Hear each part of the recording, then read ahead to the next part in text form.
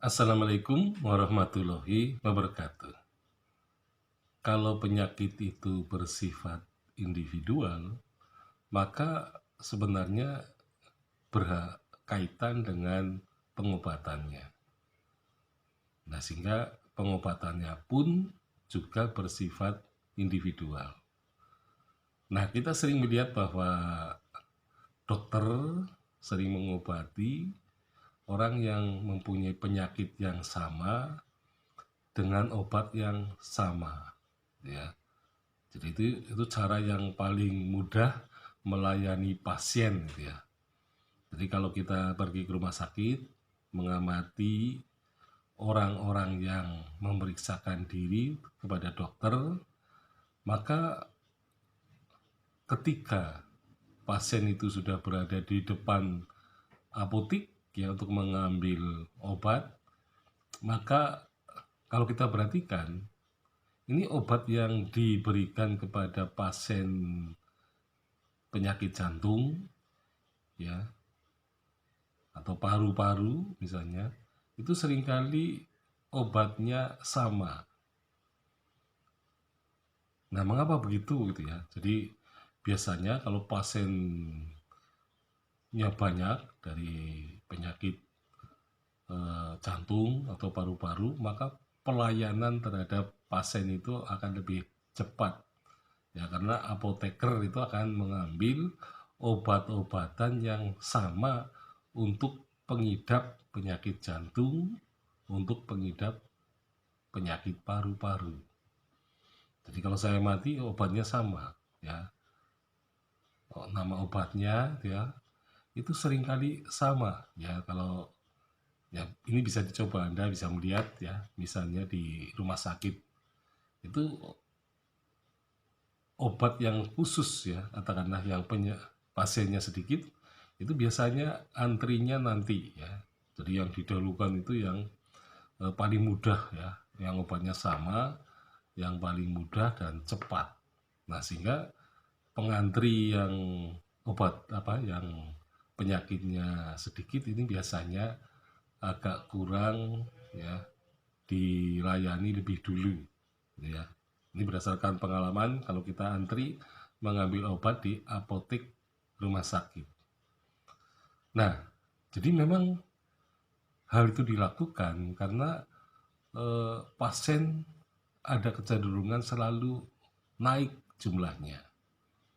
Jadi kalau kita sering berobat setiap bulannya di rumah sakit, maka semakin ya hari ya, setiap minggu misalnya, bulan dan seterusnya, maka jumlah pasien yang mengantri kepada dokter tertentu biasanya memang mengalami peningkatan ya.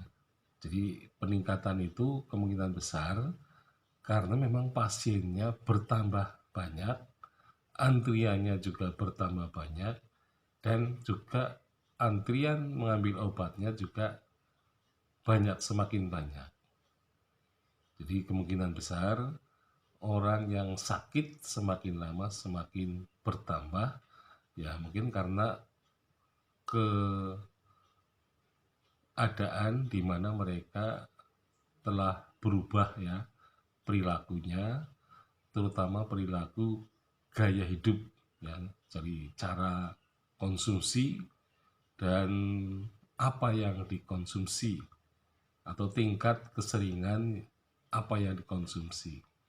Nah, biasanya hal itu akan menyebabkan penyakit-penyakit yang bermunculan dan pasiennya semakin lama semakin banyak, dan memang ada keseragaman misalnya untuk penyakit dalam, misalnya kolesterol, kemudian diabetes mellitus, kemudian apa mah ya.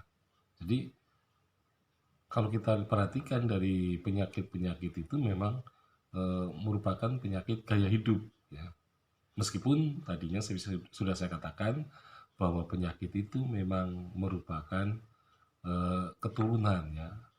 Jadi Nah, oleh karena itu, karena sebenarnya asal mulanya itu berbeda-beda penyakit itu, maka pengobatannya pun harusnya bersifat individual.